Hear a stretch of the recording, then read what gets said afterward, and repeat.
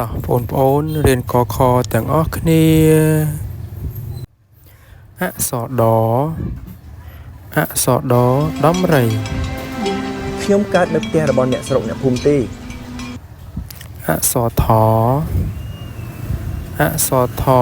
ឋានសួគ៌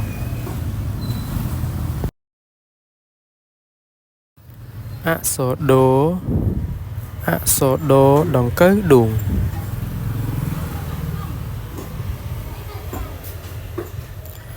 អក្សរធអក្សរធធម្មរា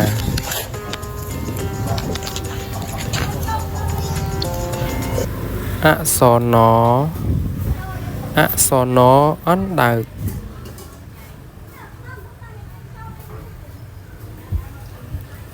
អក្សរតអក្សរតត្រី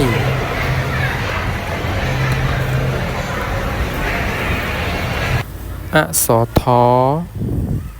អក្សរថធោ គឺយើងធ្វើផ្គុំគ្នាកណាត់ផ្សំជាមួយនឹងស៊ីម៉ង់ពីព្រោះបើយើងធ្វើ អក្សរតោអក្សរតោទា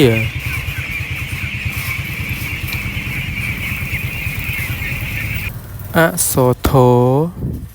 អក្សរធោធុង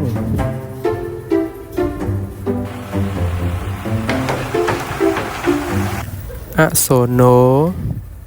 អក្សរណូនាគ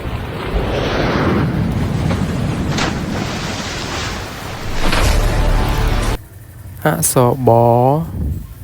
អក្សរបបបែ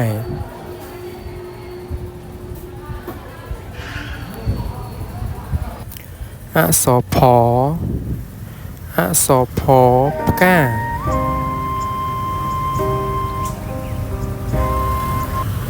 អក្សរពោអក្សរពោពោពេក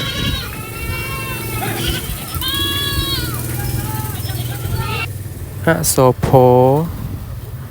អក្សរផភេ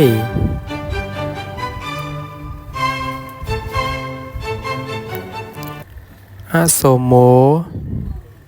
អក្សរម៉ូមាន់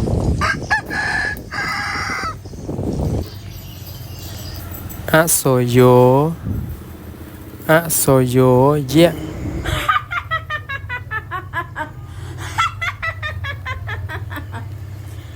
អក្សររ